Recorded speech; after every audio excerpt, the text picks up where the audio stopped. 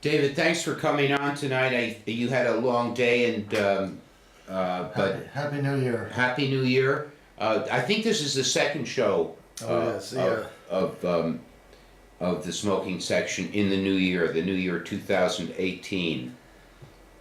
Well, always good to be here. Well, that's great, and it is very difficult to do the show by myself. And let's see, what can we start talking about? Let's see. On our Facebook, we looked at today Cambridge Citizens for Smokers' Rights Facebook page. We posted. It seems a lot of trial attorneys are in the process. Are a lot of jurisdictions, cities, counties, states are going to try to sue the pharmaceutical companies for the current problems we're having with heroin and opiate addiction. And, they always... You mean for causing that, you mean? Or? Yes, I guess so, for being negligent, let's say. I mean, these are civil suits. So a civil suit always presupposes negligence. But how does the tobacco use relate to opioid addiction? Well, because in 1998, 46 state attorneys general, in cahoots with some very sleazy trial attorneys, forced the tobacco companies to settle for a huge amount of money. Theoretically, to pay states for medical expenses incurred by people who smoke. So right now, a lot of, I think, states, counties, what have you, are talking about suing the pharmaceutical industry for the what we are calling the opioid epidemic, which I really don't like that term, because an epidemic is something usually used for infectious diseases. Like malaria, or Did you say suing the pharmaceutical companies or the tobacco companies? suing the pharmaceuticals. Oh, not tobacco. But Okay. as a template, they're talking about the 1998 Master Settlement I Agreement. see. So they're now they want to hold the drug companies responsible for the addiction problems. Yes. I see. There's a template. And the tobacco companies is a template. And, they were able to gouge the tobacco companies for $246 billion.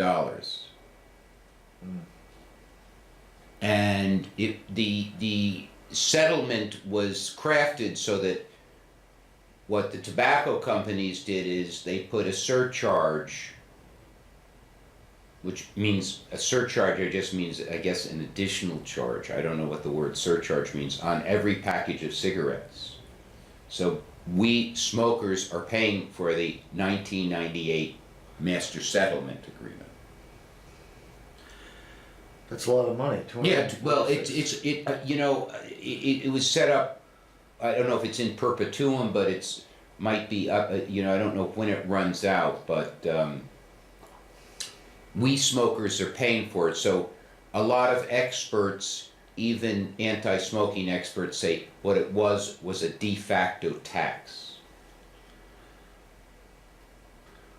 Which has since been increased, right? Well, By the, they've increased taxes, but the additional Master taxes. Settlement Agreement tax has remained pretty much the same. It is probably still being paid off, I imagine. Yeah, oh yeah, definitely. It's not like it was paid off No, 20 years ago. no, Yeah. no, it was not paid off in one hunk. It was, supposed to go in perpetuum. Oh, look, we have a phone call. See if I can get it. You're on the smoking section.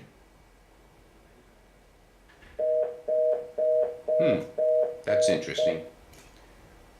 Well, call back if you want to talk to us about the idea of suing the pharmaceutical industry. I mean, the contention behind the lawsuit is that the pharmaceutical industry was not truthful about the potential for addiction with these drugs. And that doctors were duped, and that patients were duped. Well, I think that we may be heading into a marijuana addiction cycle now. It's been legalized, I think, in Massachusetts now. Recreational, recreational. I don't know when it begins, but recreational marijuana was passed by a ballot initiative a couple of years ago. So the public in Massachusetts, a majority voted, not the majority of the public, but the majority of the public who voted, which is not the same as the majority, voted to legalize marijuana. I know, but I'm saying that there's some implementation of it, I believe. Yeah, there's a commission. It's now, this month is memorable now. I don't know what's going on. Yeah, okay, maybe this month is. I don't. Which means that I guess people can now light up on the streets legally. Well, not right? necessarily, because that smoking means? in public might not be legal. Oh, it may not. Purchasing marijuana. Oh, for home use or Well, something. I mean, I don't know I don't know what, for example, I don't know if it will be legal to smoke marijuana on the streets in Cambridge. I don't know. I don't think Cambridge has passed any ordinance forbidding it, but I don't It's know. an interesting question, isn't it? Don't you Yeah, think? I guess it's an interesting. Although Well, I have to say, when I walk down the streets, as you probably do, yeah, you can often smell it. I can often smell, but not. I don't smell it all the time everywhere. No, but I mean. But occasionally I will smell it. It smells like. But it's. I mean, the real interesting issue vis-a-vis marijuana is the Attorney General of the United States has proclaimed that, unlike the Obama era, I mean, marijuana is illegal by federal law. Oh, right, and the Attorney General is now giving the states the discretion as to whether they want to apply the federal law, I think. That is correct. Is that the issue? That is correct. Right. Under I the read that. Obama administration, there was a suggestion, which, from the Obama administration, that in those states where marijuana had been voted in, the federal district attorneys would be hands off. So now it's up to the district attorneys, or the federal attorneys, not federal district attorneys. So the presidential administration is taking a kind of a more punitive view toward Well, marijuana. That Jeff would Sessions, who's the Attorney General, has always been very anti-marijuana, very anti-drugs. Yeah. So, but the mood of the country, and certainly the mood of Massachusetts, is that marijuana is relatively benign. So it's a confusing situation. Well, it is confusing, especially since it's going against the anti-tobacco trend in a sense. I mean, you'd think that with the demonization of tobacco, that wouldn't bode well for marijuana or any. One might think that, but any inhalable, any sort of Plant. inhalable plant. right, Weed. one might think that, but one argument you could make, for example, that would be kind of a refutation of that argument is that people don't smoke marijuana like they smoke cigarettes. It's not like you will have. It's not like people will buy a package of marijuana with 20 joints in it, and during the course of the day they'll smoke 20 joints. True. Yeah, it's So much the more the volume of smoke that you would be inhaling with marijuana would be much less than the volume of smoke that a regular smoker smokes. Oh, so they can make the point that it's not probably causing anywhere near the degree of. That's a point they could lung make. damage. Whether that is assuming smoking causes lung damage, and assuming which we know is questionable Well- according to your findings. Well, I mean, Well, maybe we shouldn't go that let's far. say it's open to question, and it might depend a lot on the individual. It might depend a lot on the individual's. There could be a lot of factors there. We do know for a fact that, for example, as the very renowned alternative physician Andrew Weil, a Harvard man, actually he went to Harvard College, Harvard Medical School, and Harvard School of Public Health, Andrew Weil. Mm-hmm. And he's kind of been a bit of a maverick physician for many years. We have another call. Let me just see if we can pick it up. You're on the smoking section. Real quick, marijuana doesn't cause lung cancer. It causes emphysema, but not lung cancer, like cigarettes. Jim, okay. Happy New Year, Jim. Well, how do we know that it doesn't cause lung cancer? How do we know that it doesn't cause lung cancer? I mean, That's what. I don't know. I mean, I'd be interested in looking at, I mean, you would, the only way we supposedly know that cigarettes cause lung cancer, and as I say, supposedly know, is that more people who smoke cigarettes get lung cancer than people who don't smoke cigarettes. I don't know of studies that show, I don't know, lifelong marijuana smokers, 20, 30, 40 years, do we know that they don't get lung cancer at a greater number than, that's what Jim is. And by the way, Happy New Year, Jim. But it's, You're saying when a person goes to a doctor and is given a diagnosis of lung cancer, I guess you're saying that they would have told the doctor that they're a smoker. Probably, well, if right? the doctor asked, yes. So that I mean,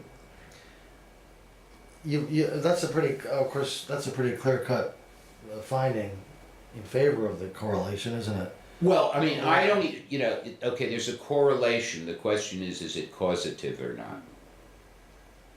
This all goes back essentially to 1950 when Richard Dahl, the medical epidemiologist, interviewed large number of persons with lung cancer. Okay, might be Jim again.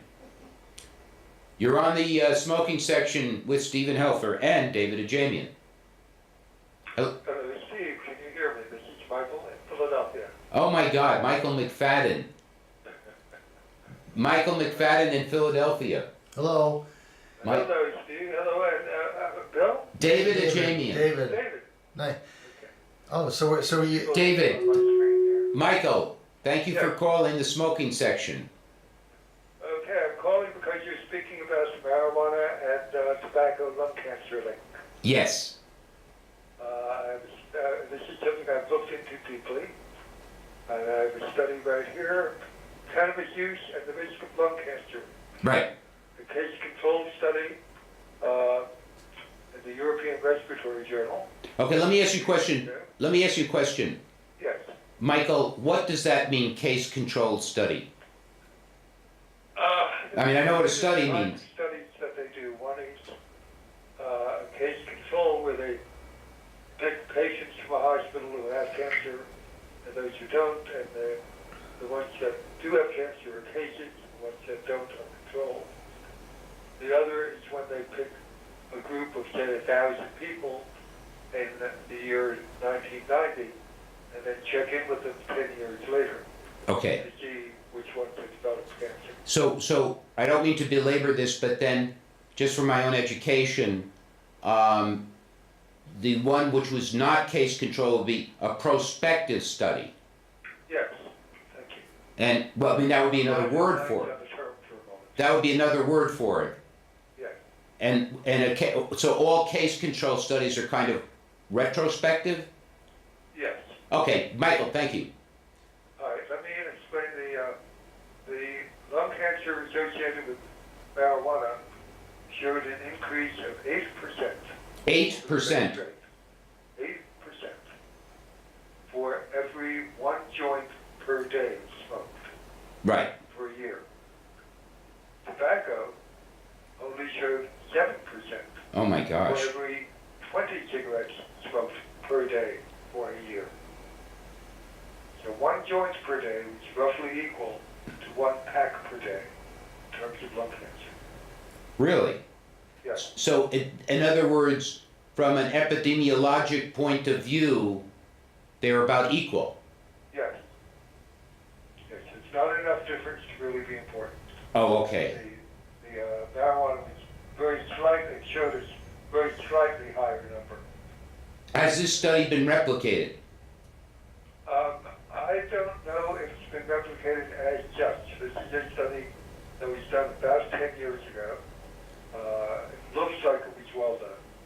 And I have not seen another one that was done similarly since then. Do you know who the authors of the study were, or who did the study? Yes, S. Aldington was the main author, and M. Harwood, B. Cox, several others. Aldington. Published in the European Respiratory Journal, 2008, volume 31. Well, Michael, another question is, now you say over a year, were we talking about 20 years of marijuana use and 20 years of tobacco use, or what?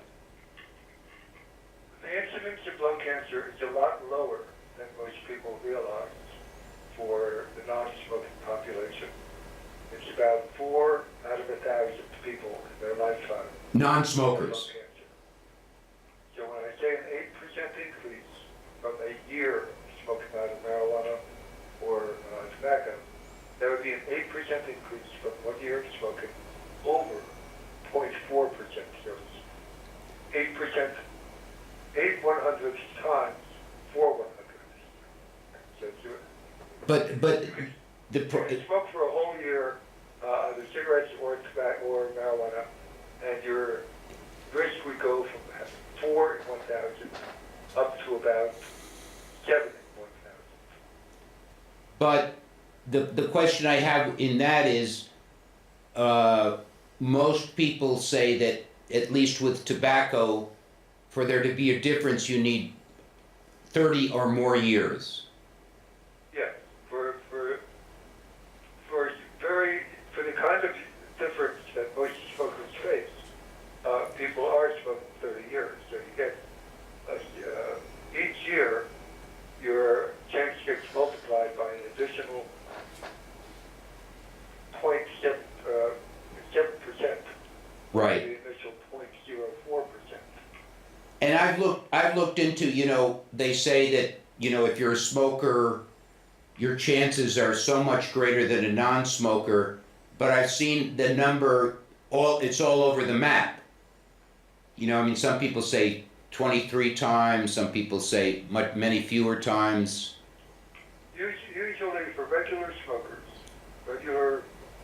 say smoking for 30 or 40 years, a half pack or a pack a day, the figures are about 10 times to 20 times greater. Right. Which still, 10 times greater figure is 10 times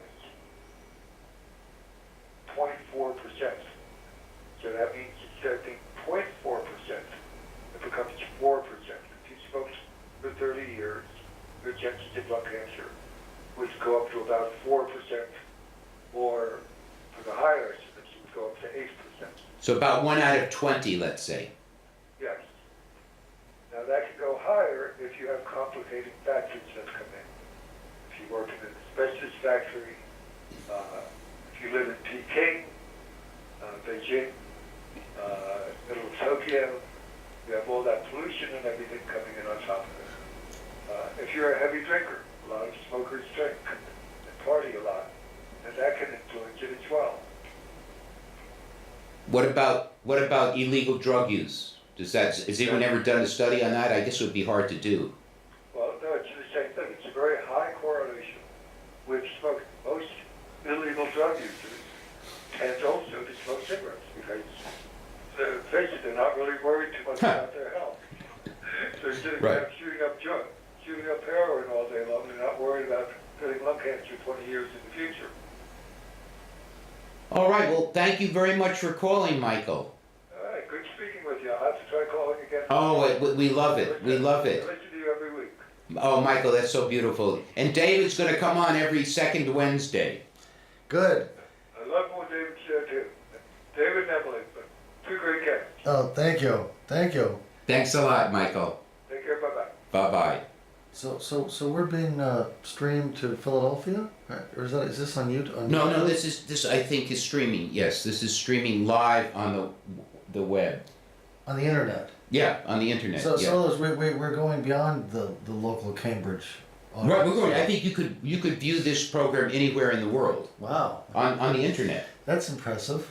Yeah, it's impressive. And I bet there are more people out there that probably are listening that don't always call. Maybe Thousands of people are listening all over the world. The whole world actually comes to a halt, Yes. basically, Although when the Jim, smoking section goes on. Jim is a regular caller, right? Jim is one of my regular callers and a very interesting person, and I've met him on the street. But according to Michael McFadden, Jim, and Michael is probably, I don't think there are many persons who spend more time and analyze all of the data about cigarette smoking, etc., than Michael McFadden. So, this is something, he really is a good numbers man. So what most people don't realize, and Michael points to that, is that most people vastly overestimate, when they say smokers get lung cancer more than non-smokers, there's no question but they do. Whether it's because of the smoking or not, or could it be other factors, epidemiology can't sort that out. Epidemiology can just point to correlations. But did I hear him say that a smoker who smokes for 30 years would be 10 times more likely to get lung cancer, or was that 10 to 20 times more likely than a non-smoker. really? That seems high, but I mean. Well, right, but if you it sounds alarming. it sounds alarming, but for example, it's not altogether different than if you and I go out and buy lottery tickets, and I buy one ticket and you buy two tickets, your chances of winning the lottery are 100% greater than my chances.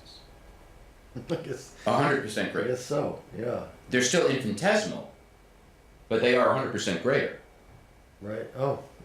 I mean, that's the way statistics can be misused or misleading. Like there's, Michael's son told me that his statistics professor said, never trust statistics that you don't read yourself. And I have another joke in that line, but I want to go to our Smoker of the Week. I'm very excited about our Smoker of the Week, very excited. Because I found this photo and I didn't think it existed, frankly. Because this person was very reticent to have his photo taken when he was smoking. Let's see if we can find it. Probably can't find it, That always happens. Last week you had some celebrity, I think, didn't you? I had Pablo Picasso. Picasso, yes. And here we oh my go. Gosh, is that? Yes, it is. Reverend? It is. And, we are going to be celebrating Martin Luther King Day this Monday, the 15th. And Martin Luther King was a lifelong smoker, but because he was a Baptist minister and because he wanted to present himself as being very, very wholesome, he was very careful not to have his photo taken when he was smoking. Except this one. Well, This is very revealing. it's a great photo too. Yes. And this was taken in 1966 by a photographer who I think took a lot of photos of Martin Luther King named Finch, and was taken in the Montgomery, Alabama airport. That's Andrew Young. That is very good, David. Andrew Young, wow. Oh, yes. Not that many people would recognize Right. Andrew Young. Yes, I think he later became a congressman and maybe a presidential appointee of some kind. And he also became the ambassador to the UN, Oh, that's it. Yes. and he yes. became mayor of Atlanta. And he is still alive. He's 85 now. And this was in 66. Wow. And Martin Luther King You know, Martin Luther King was not squeaky clean. I mean, he had mistresses, he drank, he smoked, he was a human being.